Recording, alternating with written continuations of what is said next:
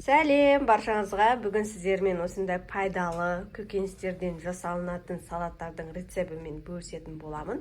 Бізге қажетті салатный лист, сәбіз, помидор, қияр, қызыл болгар бұрышы тәттісінен, одан кейін кинза және де осындай брокколи.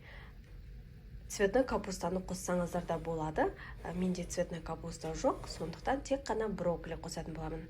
Брокколимізді жуып, тазалап, осындай бөліктерге бөліп, сәл лимон, тұз салып қайнатып аламыз. Барлығын осылай турап дайындап аламыз. Мына жерде қызыл бұрыш, қара бұрыш, сарымсақ және де кинза, лимонның соғын кішкене қосайын деп жатырмын. Мыналарды өздеріңіз қалауларыңыз бойынша дәм тұзына қарай қоссаңыздар болады. Және де тұз айтпақшы. Және де осы соя қажет болады. Қазір барлығын бір ыдысқа салып, қызған май құйып араластыратын боламыз. Салатымыз дайын. Мои помощницы.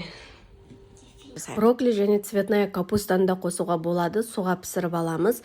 Сәбіз, қияр, қызыл бұрыш, тәттісінен помидор, салатный лист, қызыл бұрыш, қара бұрыш, кинза, сарымсақ. Дәміне қарай салыңыздар. Соядан үлкен қасықта 2 қасық құямыз. Солда жеткілікті болады. Одан кейін қызған майды құятын боламыз. Дәм тұзына қарай тұз саламызды жақсылап араластырып аламыз.